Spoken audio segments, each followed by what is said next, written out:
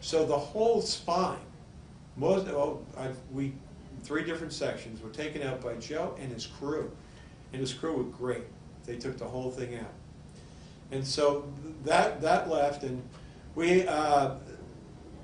that took an expenditure that we basically, CSI paid for. Pete paid for all Pete's expenses, paid for Joe, who was the excavator. We cut him a check. We have all records of this, by the way. And we paid for all of Pete's expenses, his food, his lodging, and his gas, and also transportation. There was something wrong with his vehicle, his RV, and suspension broke, and so we had to repair that, and we paid for his expenses then. Following the chronology of this, Answers to Genesis and I were supposed to, let me go back, at the meeting as we dug the Allosaurus up, the spine, we went to Dana and proposed, this is the lease agreement which we proposed, both AIG, CSI signed off to it, in which Dana was allocated $2,000, and the parties involved in that would be CSI, Creation Studies Institute, Answers in Genesis, and we had Joe Taylor.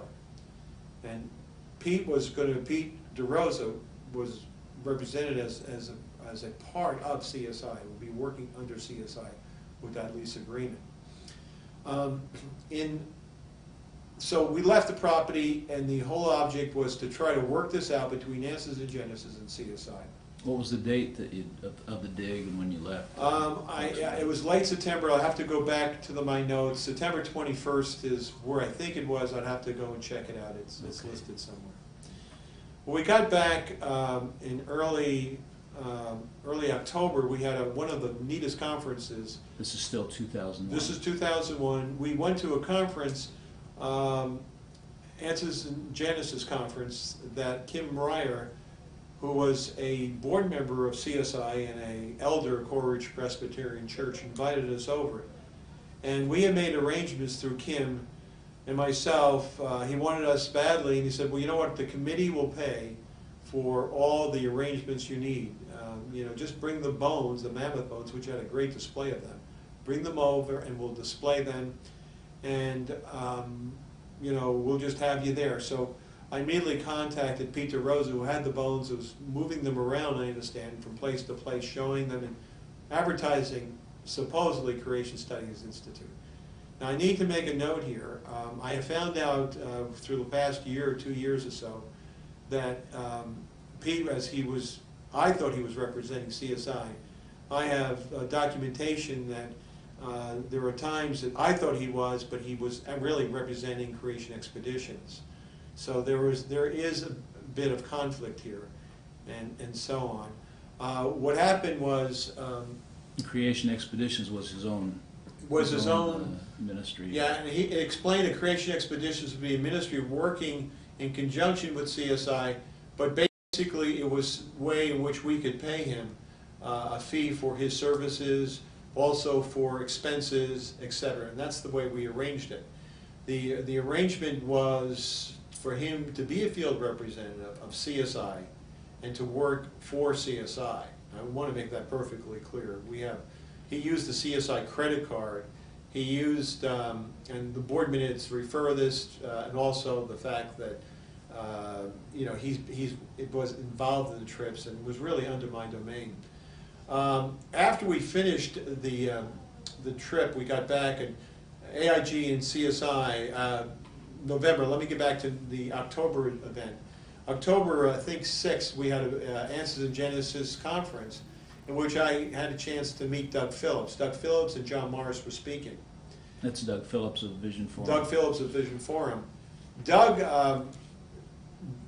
is an old creationist. I know that because when we did conferences at the Florida Parent Education Association conferences, Doug would come by our table and be one of our best customers. He loved the creation topic, and we talked many times about creation. So I knew that Doug would like this, like what we're doing. And at that point, I introduced Doug to the DeRosas and the DeRosa family. I actually gave a small talk at the end of one of the presentations, and talked about the bones and what we found, and then introduced the DeRosas, specifically the boys, to the audience. My understanding, really, during that whole meeting, since Pete DeRosa was working for CSI, was that they were representing CSI. I have some conflict about that also. There were bones sold there and so on, and I think, from my understanding, Peter represented Creation Expeditions to Doug Phillips before he even got there, because I had to get there late. I had some classes to teach, so there was some question there. We approached Doug, I approached Doug with Pete, and we spoke about the Dragon's Den project, and Doug's eyes lit up. And we proposed a contract, which I have on my files. It was a small kind of contract, giving the 2 dates we wanted to go, and the dates that were in May. And we gave him a price of $850, assuming the cost factors and all that. And in our Dragon's Den business proposal, one of the things we wanted to make sure is that whenever we dug a bone up, that bone would be turned around and we'd have to pay for the excavation and preparation. The trips would secure that, and that's where Joe Taylor fit in. He was our paleontologist, our excavator, and then would prepare those bones for us. So in our there's the contract and the form in our business plan. And in our discussions, that was always where the business plan, where the cost of the trips were. They're kind of expensive. We had proposed $885. Doug brought the price up to $995 because they had to pay for exposure and advertising and marketing and so on. He marketed very quickly in his catalog that came out in November. It was a quick turnaround. The catalog was published, and everybody, I didn't really even think that he was going to do it because it was such a quick turnaround. And in that turnaround, I forgot to speak to AIG and let them know what we did. In the meantime, AIG and myself talked a little bit. We tried to get our attorneys together, but it was very difficult to try to get them together and get our ideas together during that month of October. When November came by, I got a phone call from Mike Zovath, one of the vice presidents of AIG, and he was adamant with me. He said, "Tom, what is this? Vision Farm is doing a trip and with Creation Studies, and you never told me about it? That's in violation of the contract." Well, I realized that maybe I overstepped the boundary. I should have let him know what we're doing and included him in. But AIG was a much larger institution and could advertise and have more marketing ability. Well, Doug Phillips would be a good handle for us to at least get the word out.